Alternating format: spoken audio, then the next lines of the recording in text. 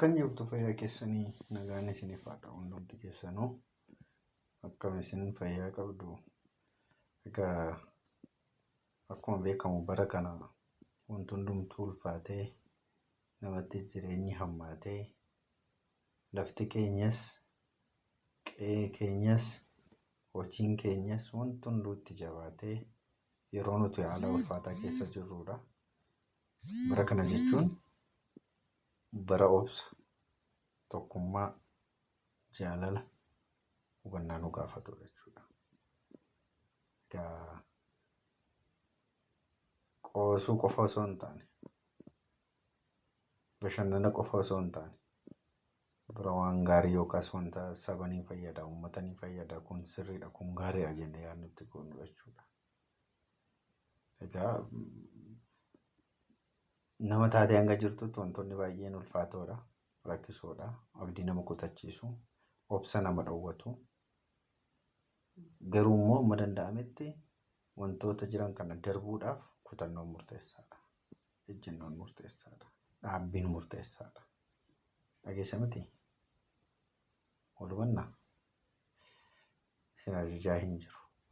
Garuu waan nama yaachisu, waan namatti ulfaatu biyya lafaa kanarratti wantoota arguu jibbinu saba keenya irratti argaa jirra waan ta'eef yeroo kana immoo yoomiyyuu caalaa nuti akka sabaatti wal jaallannee akka sabaatti tokkoomnee akka namaatti immoo yaadnee dhiphannee cicchinee kaayyoodhaaf galmaaf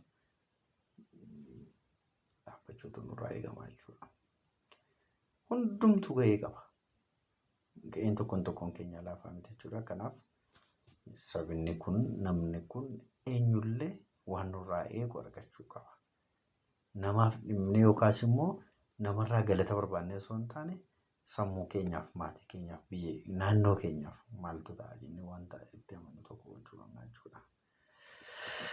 Egaa akka kootti jiraachuun keenya yoo uummata keenya nu jiraachisee nu barsiisee hin fayyadne jiraachuun keenya yookaas immoo falmiin keenya yoo isaaniif bu'aa hin buufne bu'aan isaanitti mul'atu, gatiis hin qabu jechuudha. Kanaaf yaa jajjabee, yaa qeerroo, yaa qarree, yaa jaarsaa, yaa jaartii, yaa ijoollee waan amma ofii kana jalaa of baasuuf jalaa ba'uuf kutannoo, tokkummaa, jaalala, hubannaa ejjennoo nu gaafata.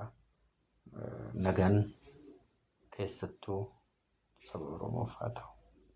Sabni kun hacuucamaa jaarraa hedduutu waan ta'eef jabaadhaa waan hedduudhaan walitti deebi'aa.